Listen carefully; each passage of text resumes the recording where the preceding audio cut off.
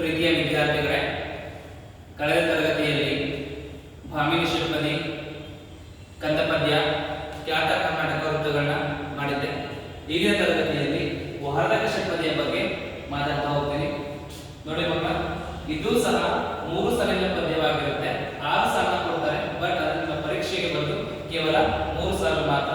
3 ಸಾಲಲ್ಲಿ ಅದು ವಾರ್ಧಕ ಷಟ್ಪದಿನ ಅಥವಾ ಭಾಮಿನಿ ಷಟ್ಪದಿನ ನೀವು ಲಘುಗುರುನ ಹಾಕಿ ವಿಭಾಗವನ್ನ ಮಾಡಿದ್ಮೇಲೆ ಅದನ್ನ ಗೊತ್ತಾಗುತ್ತೆ, ಬರೆದು ಹೋಗ್ಬೇಕು. ಈಗ ಲಘುಗುರುವನ್ನ ಹಾಕ್ತಾ ಹೋಗ್ತೀನಿ.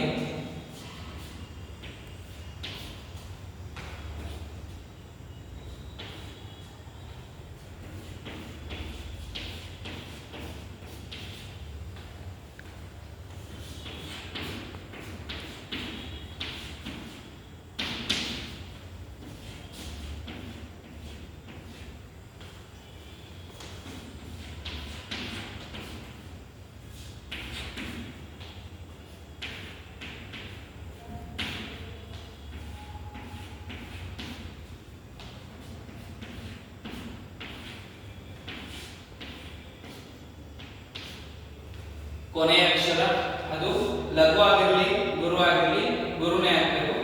ಈಗ ನೋಡಿ, 2 3 4 5 6 7 8 9 10 11 12 13 14 15 16 17 18 19 20 ಮಾತುಗಳಿದೆ ಆಗಿದೆ.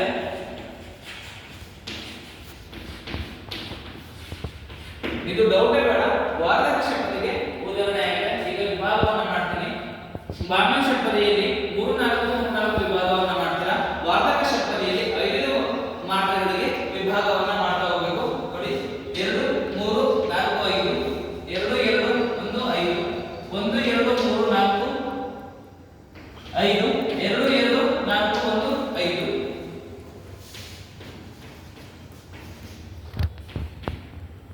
5 10 15 20 2 3 4 5 2 3 4 5 1 2 3 4 5 1 2 3 4 5 ನೋಡಿ, 5 5 5 5 20 ಮಾತ್ರೆಗಳು. ನೆಕ್ಸ್ಟ್ 2 3 4 5 2 3 4 5 2 3 4 5 1 2 3 4 5 2 3 4 5 1 2 3 4 5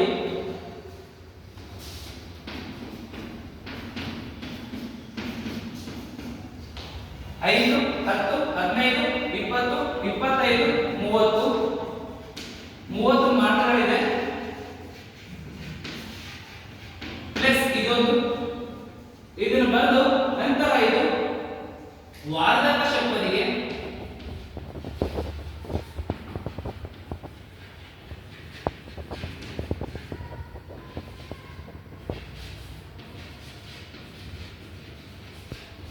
ಉದಾಹರಣೆ ಆಗಿರ್ತಕ್ಕಂಥದ್ದು ಬರೆದ್ರೆ 3ಕ್ಕೆ 3 ಅಂಕಗಳು ಸಿಗ್ತಾ ಹೋಗುತ್ತೆ. ಮಕ್ಕಳ ಹೇಳಿಸ್ಕೊಡಿ.